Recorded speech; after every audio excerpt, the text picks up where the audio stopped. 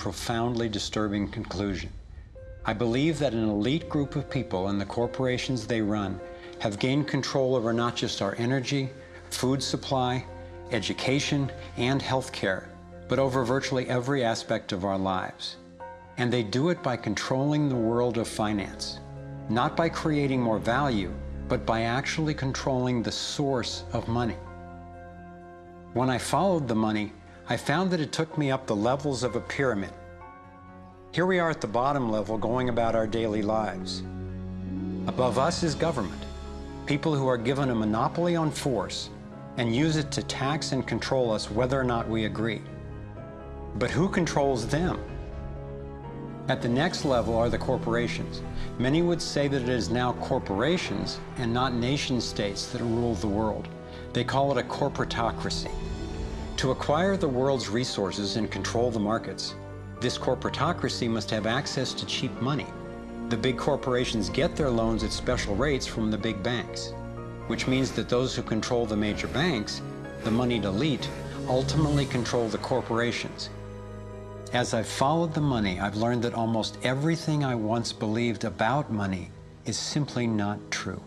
It's interesting how few questions we actually ask about very everyday things, like when we go into a bank and we ask for a loan of, say, $50,000, £50,000, what actually happens?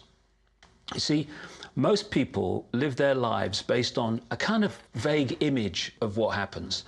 What actually happens is you ask for £50,000, they type into your account £50,000. That's all they do.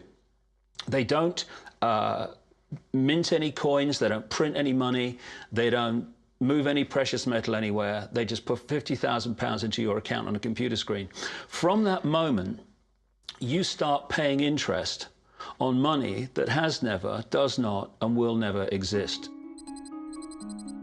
It turns out that banks actually have about 9 times as much money loaned out as they have on reserve in their vaults. This is possible because of what's referred to as fractional reserve lending. The way it works is that the Federal Reserve, or the central bank in any country, is legally allowed to determine the amount a bank must have on reserve. In the US, it's currently around 10%. So if you deposit $10,000 into the bank sets aside 10%, or $1,000, and then loans out the rest of your money. The way it works is, say another person comes into the bank and asks for a car loan of $9,000. At this moment, the bank loans out the $9,000 from your original deposit. It isn't there anymore. The borrower then pays the person selling the car, and they go deposit the money into another bank, which is part of the same central banking system. This $9,000 is treated as a new deposit, and the process continues. The money gets redeposited and reloaned until the initial deposit of $10,000 becomes $100,000. The banking system just created $90,000 by loaning out your money.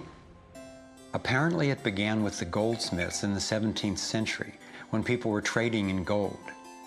Gold was heavy to carry around, so people stored the actual metal in vaults and traded receipts instead.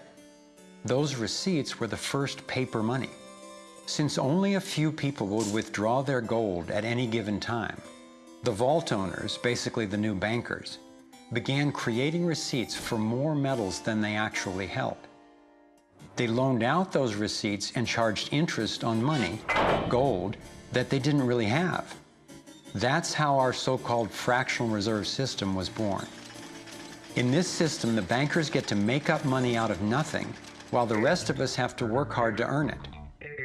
It has created a modern form of serfdom where the mass of society is now working to pay off their debt to the banks.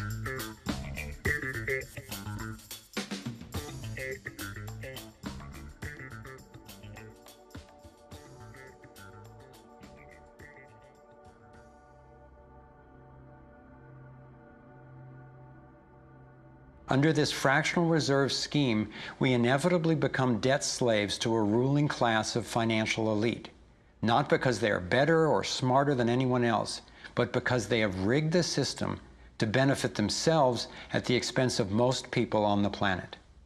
Catherine Austin Fitts is an expert on this issue. She was an Assistant Secretary of Housing and Urban Development under President George Bush Sr., and then an advisor to the Clinton administration. Let's set up a game of Monopoly and you want to buy Park Place. What I can continually do is just print money, give myself more money, lower the value of your money by printing more. No matter how hardworking you are or how successful you are, I can always end up buying you for free. So how come if you or I make up money, it's called counterfeiting, but if the banks do it, it's increasing the money supply? How did the banks get this power?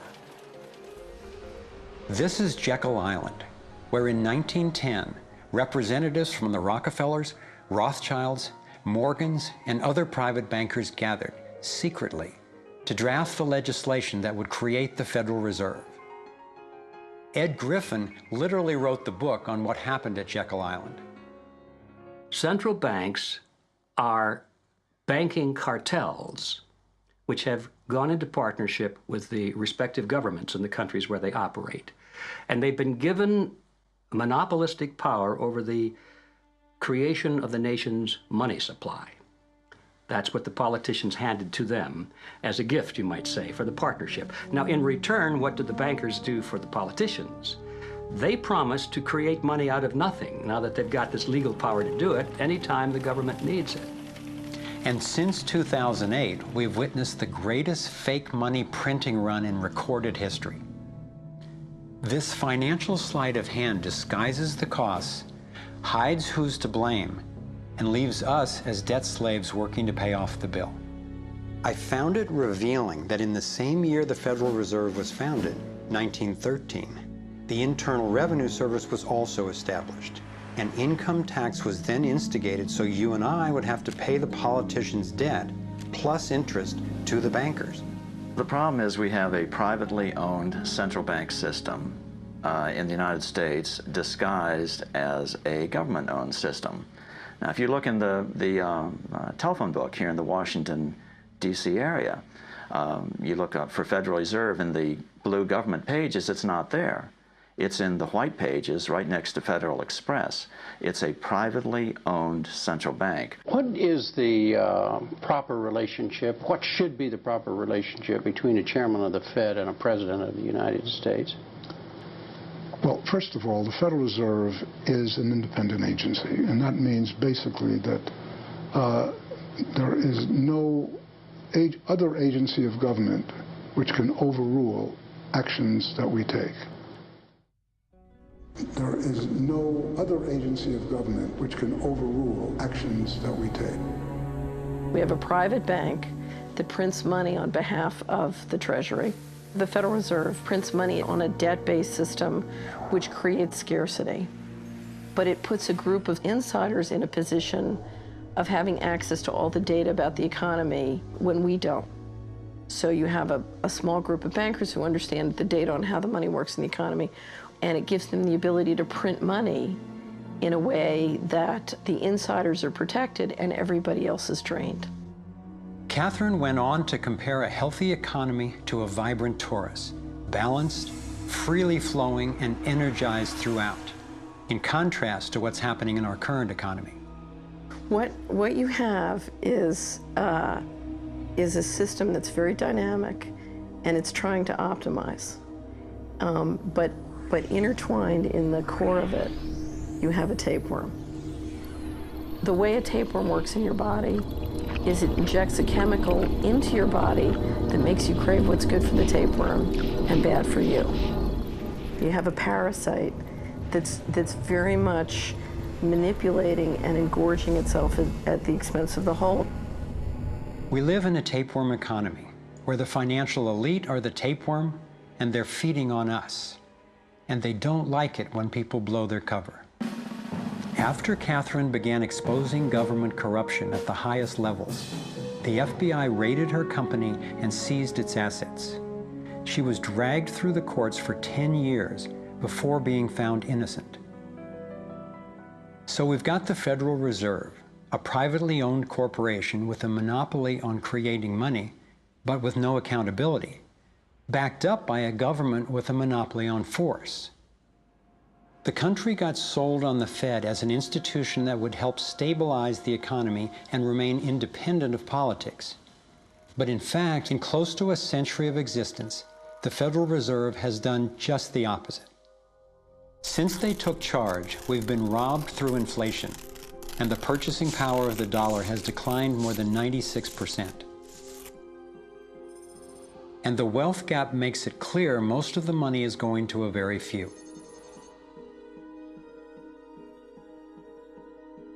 Only 16 years after the Federal Reserve was in power, America experienced the Great Depression.